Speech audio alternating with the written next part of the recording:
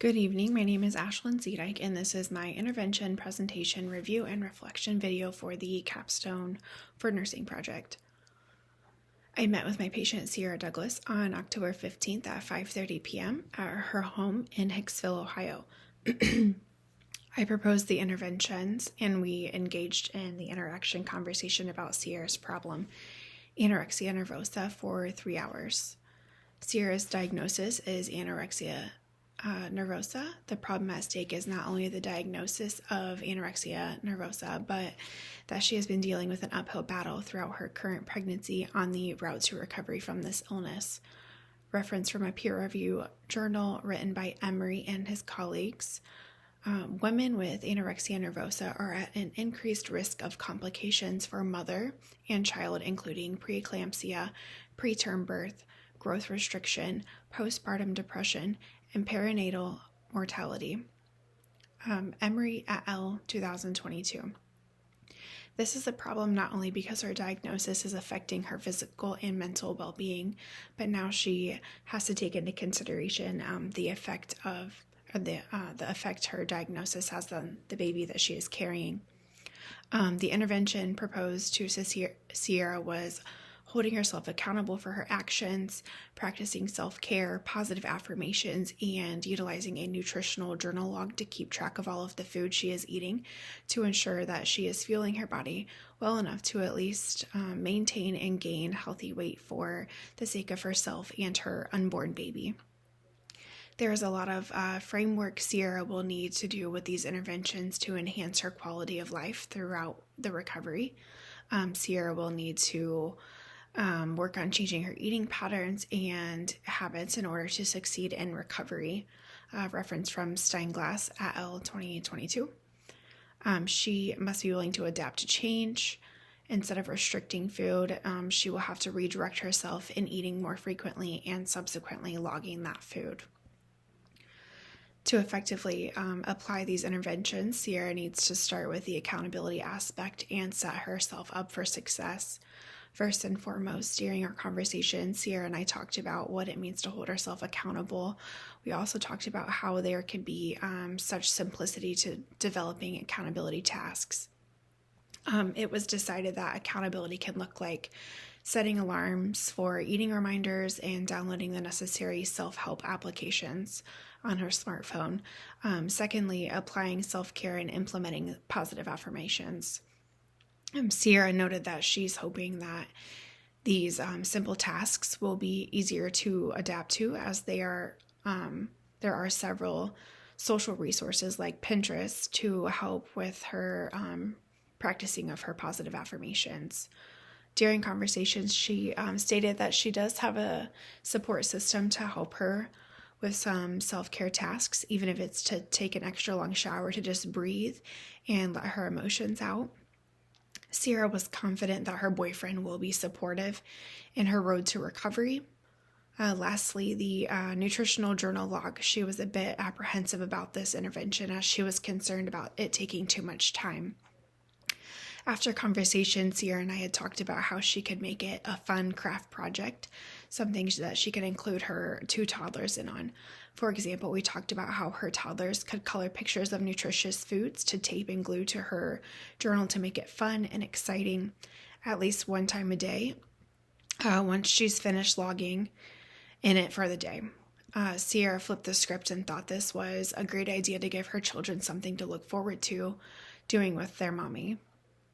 Sierra will be practicing accountability every day, following through with these interventions.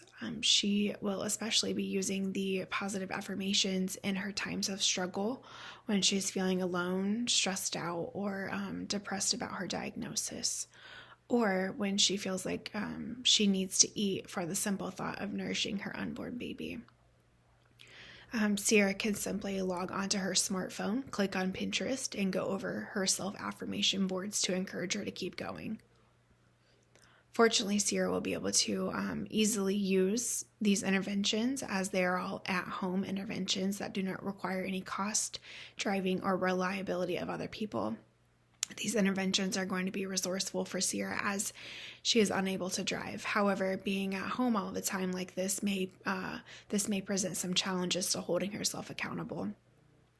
Sierra's proven prior experience of unwillingness of change and noncompliance with physician recommendations may also be a challenge for her. Sierra has to want to change her behaviors to improve her quality of life throughout her pregnancy in regard to her anorexia nervosa. During this interaction with Sierra, not many instructions were necessary, as Sierra is already knowledgeable in using smartphones that are linked with several different applications. Navigating the internet and smartphone applications is not something new for Sierra. She will just need to make the switch from visiting the influencing applications to more self-focused applications. After conversation and answering questions, Sierra did note that these interventions should be helpful and that she plans to give them a fair shot starting this coming weekend after she is able to have a sit-down conversation with her boyfriend about making these changes. Sierra shared that the key to her success was getting her boyfriend on the same page and requesting his assistance with taking her to the store to get that nutritional journal log and craft supplies so her girls can help her be successful. Referenced from a peer-reviewed journal, author Wu Fang and colleagues suggest that family-based therapies, like including family members in the treatment, records towards recovery for anorexia nervosa can make all the difference in patient success. Wu Fang et al., 2019. Sierra is intending on using these methods at least until she delivers her baby in March of next year to help herself gain weight and remain healthy for her baby. I talked with Sierra about how the long-term use of these interventions may be helpful postpartum as well. Sierra mentioned how she is worried about breastfeeding the baby after she has him. She said that this will also burn a lot of calories. I encouraged her to continue these interventions now and postpartum to keep holding herself accountable to make sure she's eating enough to compete with the amount of calories that she's burning in the days to follow with her breastfeeding. Sierra thought this was a good idea. Overall, I'm hopeful for Sierra, and I think this intervention will be easy to follow and a best practice for her considering the lifestyle she's currently living. Overall, this intervention can be utilized in any setting, even outside of her home. Sierra can carry her smartphone anywhere, and it is easy to just throw her nutritional journal log into the diaper bag that she's already carrying when traveling. In a positive manner, Sierra will be able to do this intervention at home.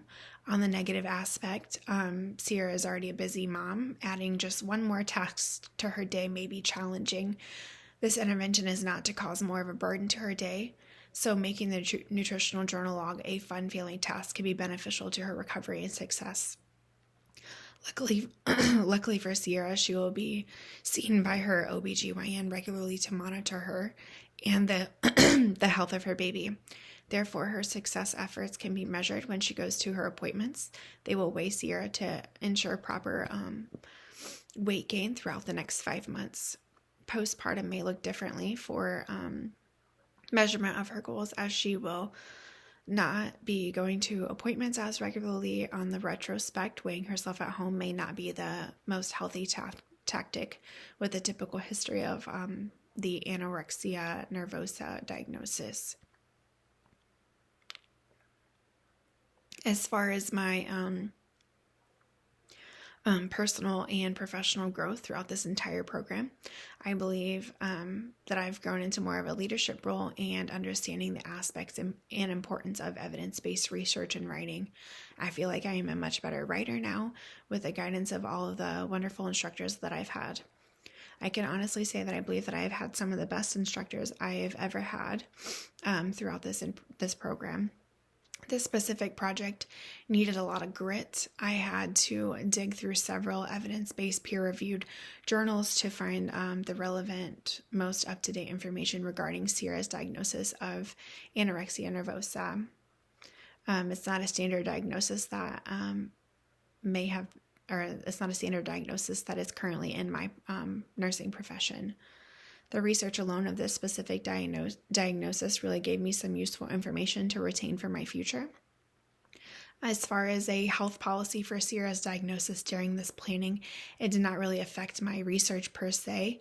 There were 2 policies talked about throughout my capstone project. I dug deeper into the Medicaid policy for Sierra's benefit of gaining certain healthcare coverage for different treatments, appointments, and medications. I also spoke about the need for a policy of addressing possible underlying mental health diagnoses that may be contributing to her anorexia nervosa diagnosis. As a baccalaureate prepared nurse, one of my roles is to advocate for patients in their journey to improvement and quality of their care. Policies of addressing potential other diagnoses are also important. As far as healthcare, technology, and communication for my patient, the encouragement to continue to use the electronic health record along with her self-care applications to monitor her progress throughout her pregnancy was also talked about. Sierra agreed it was important to monitor both applications to better improve her outcomes. Furthermore, I've really enjoyed this specific class. It happens to be my favorite one of the program. I feel as though it has been more inclusive and challenging, but rewarding. I have worked hard to get to the end of this program. I believe this capstone project assignment really prepared me for what is to come further in my nursing career. I really like that it was patient-based and personalized to one patient and not just a generalized group. I've gained a lot of knowledge, ethical care, and professional standards, as well as tons of personal growth. I can confidently write an APA-style format paper that is error-free, and to me, this is huge.